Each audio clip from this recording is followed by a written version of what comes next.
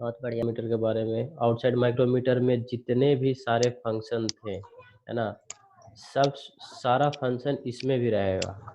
बस फर्क क्या है, आउटसाइड माइक्रोमीटर क्या कर रहा था, बाहरी डायमेंशंस को मेजर कर रहा था, और इनसाइड माइक्रोमीटर क्या करेगा, अंदरूनी डायमेंशंस को मेजर करेगा।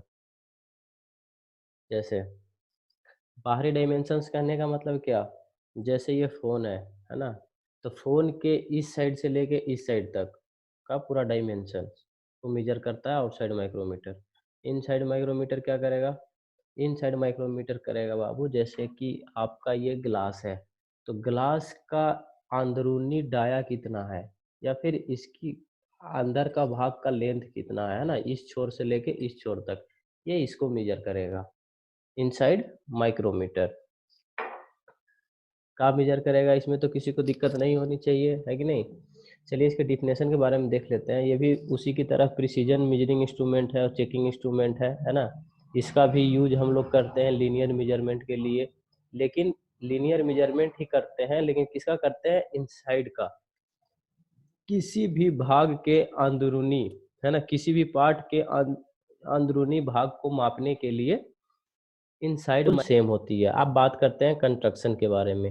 इसका कंस्ट्रक्शन जो होता है बाबू, वो उससे थोड़ा डिफरेंट होता है आउटसाइड माइक्रोमीटर से। जैसे कि इसमें जो है, इसका कोई फ्रेम नहीं होता है। उसमें हमारा फ्रेम था जो कि क्या बोलते हैं, थिम्बल को, स्पिंडल को, है ना, और एनविल को, सबको संभाल के रखा था या सबको सपोर्ट कर रहा था। इसमें हमारा क्या है, इसमें हमारा फ्रेम नहीं है, ये पूरा आपको दिख रहा होगा, है ना। ये इस प्रकार से इसका कंस्ट्रक्शन होता है। मेन जो मेजर करने का भाग जो होता है इसमें, वो यही होता है, ये वाला, ये जो आपको पूरा ऐसे दिख रहा है ना, यही इसको मेजर करने का भाग होता है। अब इसमें कुछ अलग से चीजें हम लोग लगाते हैं, जैसे कि यहाँ आपको दिख रहा होगा,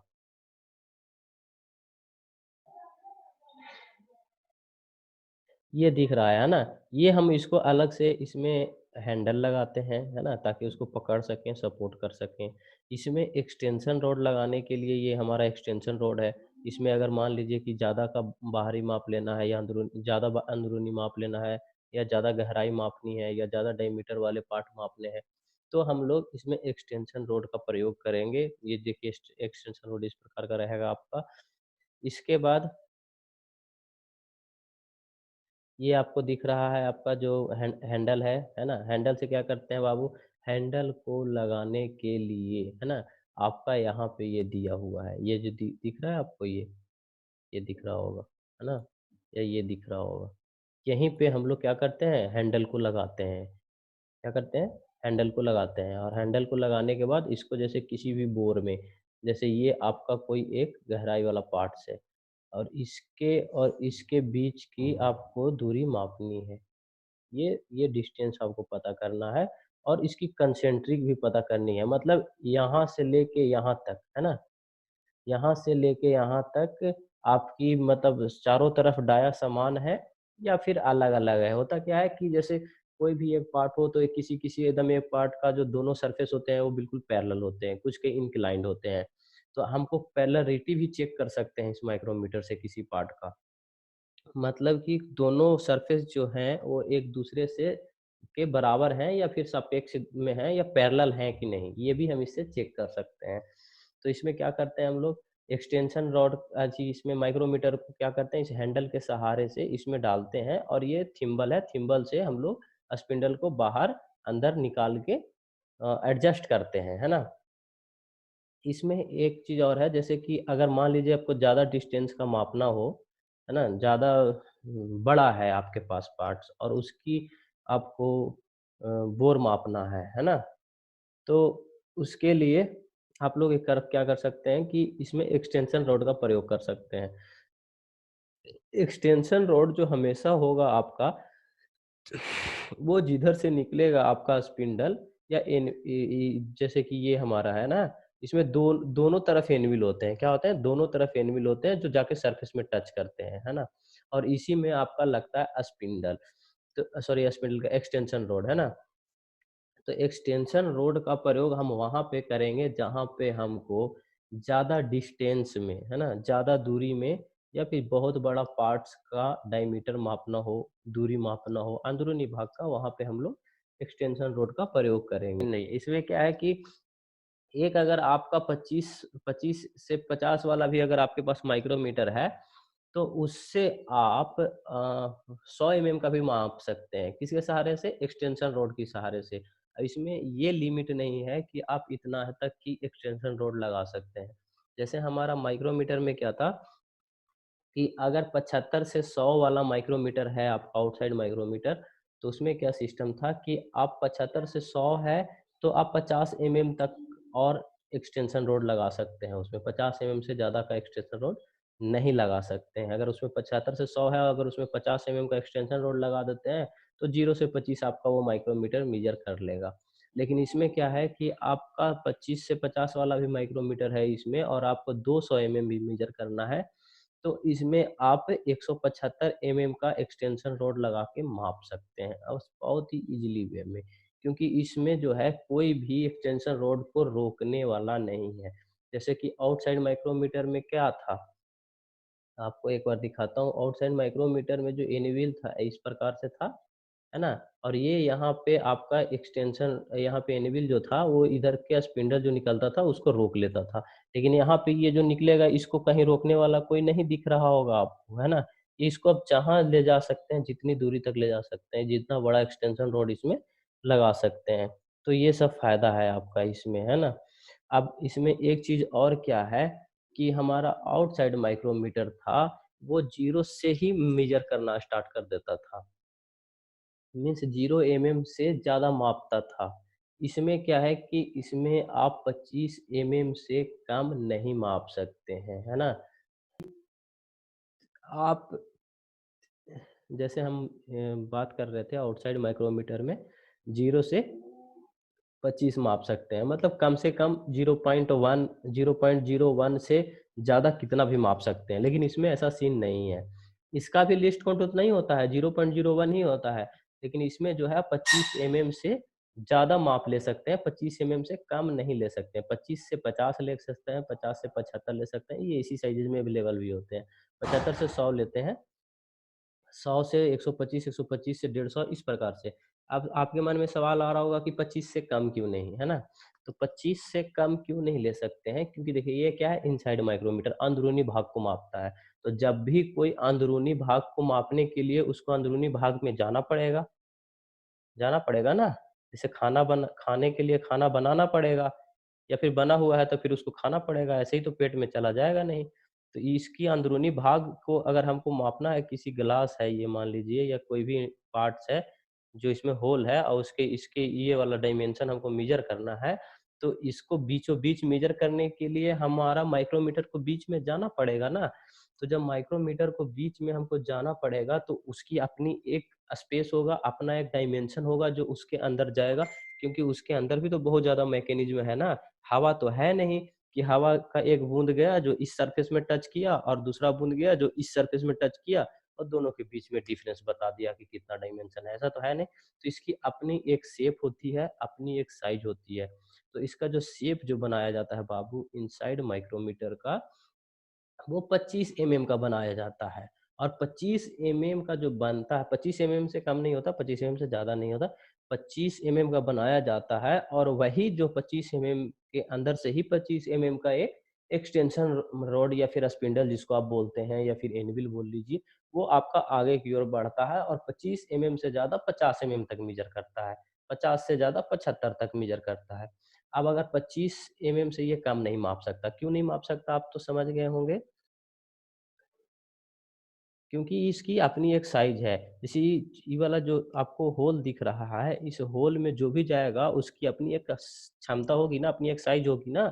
तो वो साइज़ जो होती है इसका, जैसे देखिए यहाँ इस एनविल से लेके इस एनविल के बीच में ये जो दिया हुआ है, ये जो दूरी जो होती है वो 25 एमएम की होती है। कितनी की होती है? 25 एमएम की। अब ये मतलब कि 25 एमएम से कम मेजर नहीं कर सकता है। 25 एमएम से ज़्यादा कितना भी मेजर कर सकता है। 25 एमएम वाला मतलब 25 से 50 मेजर करने वाला अगर आपके पास माइक्रोमीटर है, और अगर 100 एमएम भी आपको मेजर करना है, तो 50 एमएम का एक्सटेंशन रोड लगा देंगे। 25 एमएम तो पहले से ही है, 25 से 50 तो पहले ही मेजर करता है ये, और 50 एमएम को और लगा दिए तो 100 एमएम मेजर कर पाएगा, मतलब 75 से 100 फिर मेजर करने लगेगा ये। बात समझ में आ रही है? आ रही होगी, बिल्कुल आ रही होगी, इसमें कोई डाउट नहीं है। चलिए आगे बढ़ते हैं, है ना? अब बाकी प्रिंसिपल इसका क्या है, वो सेम उसी तरह का वही प्रिंसिपल है जो आपका आउटसाइड माइक्रोमीटर में था, वो हमको बताने की ज़रूरत नहीं है। रीडिंग लेने का तरीका, है ना? रीडिंग लेने का तरीका इसमें भी बिल्कुल वैसा ही होता है। इसमें भी एक आपका मेन डिवीज़न होता है, एक सब डिवीज़न होता है, एक थिम्बल डिवीज़न होता है। सबसे पहले हम क्या करते थे, मेन डिवीज़न का करते थे जो एमएम में होता था। 1-1 एमएम के डिस्टेंस पे जो कटा रहता था उसको हम लोग मेन डिवीज़न कहते थे। तो मेन डिवीज़न का सबसे पहले हम लोग रीडिंग नोट करते हैं, फिर सब डिवीज़न का रीडिंग नोट करते हैं जो 0.5 एमएम पे बना होता है। उसके ये दोनों को क्या करते हैं, ऐड करते हैं। इसके बाद जितना थिम्बल डिवीज़न होता है उसको इसके लीस्ट काउंट से हम लोग मल्टीप्लाई करते हैं। माइक्रोमीटर का लीस्ट काउंट कितना होता है बाबू? 0.01 एमएम, है ना? तो 0.01 एमएम को मान लीजिए कि 17वाँ थिम्बल डिवीज़न मैच कर रहा था डेटम लाइन से, तो 17 को हम 0.01 से क्या करेंगे, मल्टीप्लाई करेंगे और जितनी वैल्यू आएगा उसको फिर मेन डिवीज़न और सब डिवीज़न वाले वैल्यू में ऐड कर देंगे और जो फाइनल जो वैल्यू निकल के आएगा वही हमारा क्या होगा, फाइनल रीडिंग होगा। ये आपका इसका भी रीडिंग लेने का तरीका वही सेम ही है, आउटसाइड माइक्रोमीटर जैसा ही। जैसे कि ये देखिए यहाँ पर रीडिंग एक लिया हुआ है, ए साइज ऑफ 36 पॉइंट इतना mm of metric inside micrometer can be read under, है ना? कह रहा है कि अगर आपको 36 से 36.68 एमएम का अगर आपको रीडिंग लेना है, तो आपके पास माइक्रोमीटर होना चाहिए 25 एमएम से 50 एमएम वाला। कोई दिक्कत? 25 से 50 एमएम वाला माइक्रोमीटर होना चाहिए कि नहीं होना चाहिए? अच्छा, अगर 25 एफ से 50 वाला है, तो आपका 36 पॉइंट इतना ज़रूर मेज़र कर सकता है कि नहीं? तो सबसे पहले क्या होना चाहिए? आपका यहाँ पे 25 एमएम अगर आपका है 25 एमएम 50 एमएम सेट है, अगर 10 एमएम का एक्सटेंशन रॉड लगा दिया इसमें तो 10 एमएम का एक्सटेंशन रॉड तो कितना हो गया 25 10 35 35 और 1 एमएम 1 मेन डिवीजन है ना, 1 मेन डिवीजन बराबर 1 एमएम तो 1 एमएम इसमें जोड़ दिया तो कितना हो गया 36। 0.5 सब डिवीजन है ना, तो 0.5 था तो 36.5 हो गया। और अगर उसमें अगर 18 थिम्बल डिवीजन था और 18 अगर थंबल डिवीजन था, 18 को हमने 0.01 से अगर मल्टीप्लाई किया तो ये आ जाएगा हमारा 0.18 है ना। तो 18 को 36.5 में अगर 0.18 ऐड करेंगे तो टोटल रीडिंग आ जाएगा आपका कितना 36.68। अब इसको इस प्रकार से समझ सकते हैं, छोड़िए इसमें जो लिखा है से हम इसको अपने तरफ से अपने अलग दिमाग से समझेंगे। अगर 25 से 50 एमएम वाला अगर आपके पास माइक्रोमीटर है, तो अगर 36 एमएम अगर आपको मेजर करने के लिए कह रहा है, तो सबसे पहले आपका मेन डिवीजन आप 36 पार करेंगे। 36 से ज़्यादा मेजर करने के लिए कह रहा है ना, 36 एमएम से ज़्यादा कह रहा है ना, तो 36 पहले मेन डिवीजन पे आप जाएंगे। 36 से आगे जाएंगे, देखिए फिर देखेंगे कि आप अच्छा 36.5 से भी ज़्यादा है ना, मतलब 68 कह रहा है, 36.68 मतलब 36.5 से भी ज़्यादा है। तो सब फिर इसके बाद सब डिवीजन को 0.5 पार करेंगे। 0.5 पार किए सब डिवीजन को, सब डिवीजन को 0.5 पार किया। अब 0.5 पार करने के बाद इसके बाद क्या करेंगे, अब देखेंगे कि हमारा 0.5 तो 36.5 तो हो गया। अब इसमें क्या है कि 68 है, यानी कि 0.18 और कम रहा है। तो इसमें अब थिम्बल डिवीजन को एडजस्ट करेंगे, ना कि सब डिवीजन को। देखिए थिम्बल डिवीजन को एडजस्ट करेंगे कितने पे, अब देखो 18 कह रहा है, 18 इसमें कम रहा है 0.18, तो 0.18 को जब आप लाने के लिए आपको थिम्बल डिवीजन पे 18 होना चाहिए, क्योंकि 18 ही वो वैल्यू है जिसको आप 0.01 से गुणा करेंगे तो 0.18 आएगा, 0.18 आएगा। तो इसको थिम्बल डिवीजन को 18 पे ले जाएंगे और वहां पे ले जाकर स्पिंडल को कर देंगे लॉक। और जब लॉक करेंगे बाबू तो यहाँ पे 18 हो गया और टोटल वैल्यू यहीं पे आएगा आपका 36.68 हो गया। 5 एक 6 हुआ, ये 8 है, ये था, है ना, ये 36 है, 36.68 यहाँ तक आपको होगी। अब बात करते हैं डेप्थ माइक्रोमीटर की।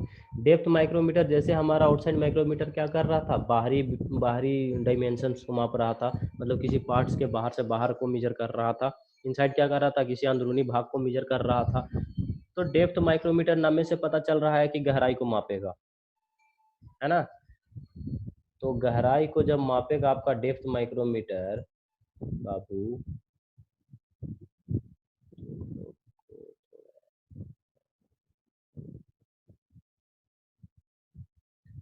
डेप्थ माइक्रोमीटर क्या कह रहा है, गहराई को मापेगा, है ना? तो चलिए आगे चलते हैं कि अब इसका डिफिनेशन भी वही है, मिला जुला के सेम ही है, और इनसाइड माइक्रोमीटर जैसा ही है और एक्यूरेसी भी सेम है। बस ये क्या करेगा, गहराई को मापेगा और इसमें 0 से 25 mm वाला माइक्रोमीटर से तुम 500 mm माप सकता है। कैसे माप सकता है इसके बारे में हम आगे चर्चा करते हैं। सबसे पहले चलते हैं डिफिनेशन, ये भी जो है से प्रिसीजन मेजरिंग और चेकिंग इंस्ट्रूमेंट है, उसी के जैसा बिल्कुल।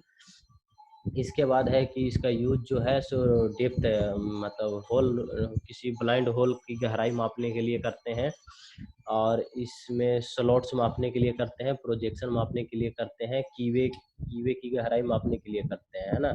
इसका एक्यूरेसी भी 0.01 होता है मीट्रिक में, और अगर हम ब्रिटिश सिस्टम में बात करें तो 0.001 इंच होता है। अब चलते हैं कंस्ट्रक्शन के बारे में, इसका कंस्ट्रक्शन कैसा होता है। तो कंस्ट्रक्शन देख लीजिए बाबू कैसा होता है। इसका कंस्ट्रक्शन होता है और बिल्कुल माइक्रोमीटर जैसा ही कंस्ट्रक्शन होता है इसका भी। बस फर्क क्या है, फर्क ये है कि इसमें भी जैसे उसमें फ्रेम था ना हमारा आउटसाइड माइक्रोमीटर में, वैसे इसमें फ्रेम नहीं रहेगा। इसमें क्या रहेगा, इसमें थिम्बल रहेगा, रैचेट स्टॉप रहेगा, है ना, थिम्बल रहेगा, मेन अथी स्लीव रहेगा। एक इसमें एक्स्ट्रा पार्ट रहता है आपका। एक्स्ट्रा क्या रहता है, ये जो आपको दिख रहा है बेस, यही आपका एक्स्ट्रा है। एक्स्ट्रा क्यों और कैसे? क्योंकि जो इसमें जो बेस है, जो सपोर्ट करने के लिए, जैसे हमारा इनसाइड माइक्रोमीटर में अलग से एक हैंडल लगा हुआ था, है ना, उसको पकड़ने के लिए, उसी प्रकार से इसको outside micrometer, sorry, depth micrometer को सपोर्ट करने के लिए कहिए या फिर पकड़ने के लिए कहिए, इसमें बेस लगा रहता है। बेस को क्या करते हैं हम लोग, किसी भी, ये जैसे गिलास है, इसकी गहराई मापनी है तो इसी बेस को इसके ऊपर रखते हैं, है ना?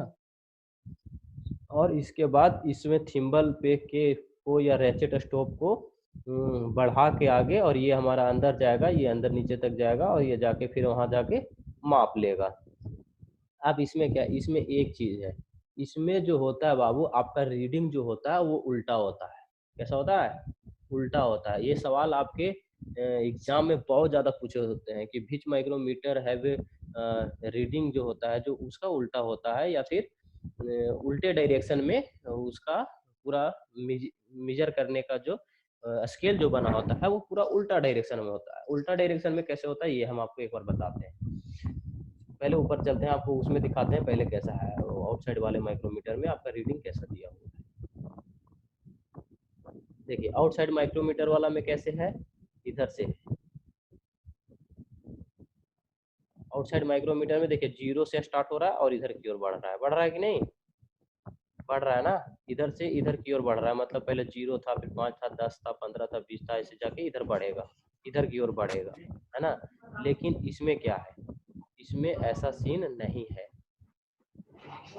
डेप्थ माइक्रोमीटर में जो है वो 0 जो होगा आपका,